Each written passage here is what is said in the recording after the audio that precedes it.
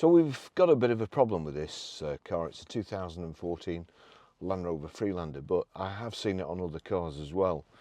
I'm not as lucky as you, because when I've gone on Google to find out what it is, there's nothing, absolutely nothing. There's loads of people got the same fault, but nobody seems to have managed to find a cure.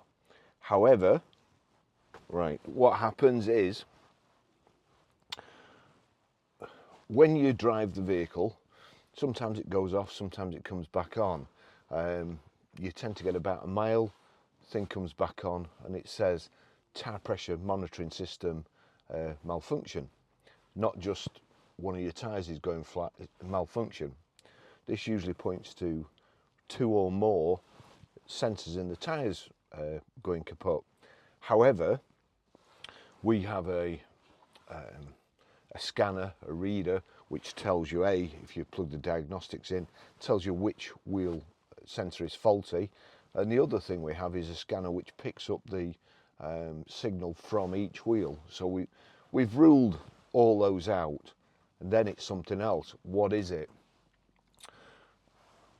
Common fault with, again, Landrover Freelanders, and in fact not just Landrover Freelanders, because we've had it on other things like Minis and so on, and it's the GPS aerial.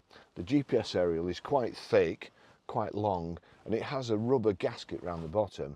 As you can imagine, sometimes if the sun's out, you put your hand on the roof and it's absolutely red hot, you can't leave your hand on the roof. Well, that heat is going to the gasket, and eventually it dries it up, it goes brittle, and it starts to leak. You get water in the headlining, and of course you've got all sorts of wiring systems. You know, the water comes down the A-pillars and the back. So right, let me just take you out in this. So we'll start it up. Let's just see, the usual fuel level low, but it's not showing anything else. So fuel level, we'll click OK to clear, and then we'll just get going. There's no warning lights on at the moment.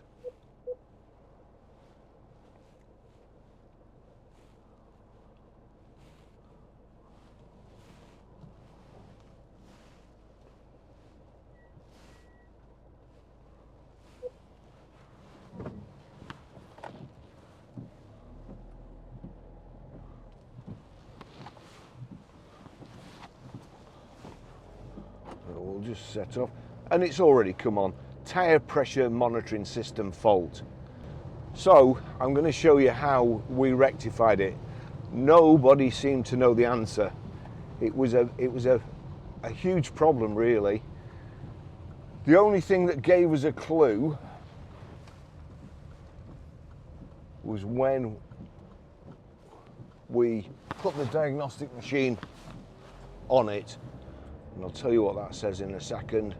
It comes up in the body control module, but it says external receiver, and the code is U201F-87. Still doesn't tell you a whole lot. However, this, let me just show you, tire pressure monitoring system fault. Okay, right, now this is what we do. Switch the car off, get in the back,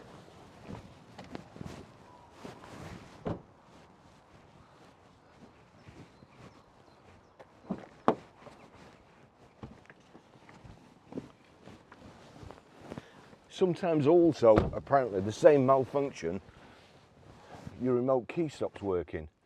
Ours hasn't, it's working okay. So what we do, you see that's the light. Now if you've got a panoramic sunroof, you're not going to be as lucky as we were with this. So what we need to do, we need to take this light out, get your fingers behind it, and just keep levering round, and it will come out. These fastenings on the side here, you see those? They actually break away like that. That's how you fasten it back. Take the light out of the center, and those, here we go, just, you see them?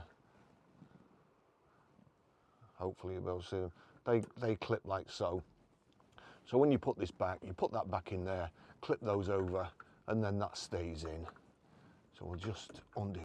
I had to reach right in here, and I could just get my fingers to it, and managed to pull this out. That's it. When we examined it, this is it. It's kind of velcroed to the roof. This is the offending item. That's the part number, or that's the code on it. The first clue we got, or we thought, was Continental, and we thought it was something obviously to do with tyres then, but I'm afraid I'm not sure that's a real good clue. But when I checked, you may not be able to see in here, but the middle pin, you probably can't see, but the middle pin is corroded. And that was the clue. We tried to clean it up, tried the usual thing, in and out, but in the end, we got a new part. So that's the part. Put that in, fasten it up to where, I mean, it's quite a way in the pad. It's just on the roof here, on the roof lining, just in there, Velcro. So in there, let's see, in there, and then onto the Velcro. So it's fast there. And then we put the lights back, like so, clip that in the roof, fold those down, clip that back up, but not onto the wires.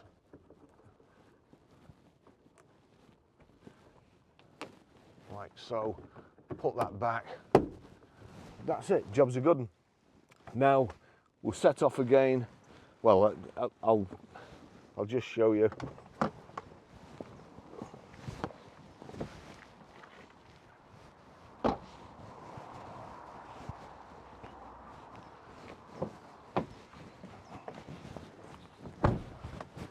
When we start it up, the light will probably still be on. Let's see. Nope, it's gone off. Gone off straight away. That's it, job done. Trust me, it took us a couple of days really to on and off to pinpoint that. And it's a couple of days that we could have done without messing about. So I hope that helps you. And I think, I'm not 100% sure, we'll get the same fault on Discoveries, Range Rovers and so on.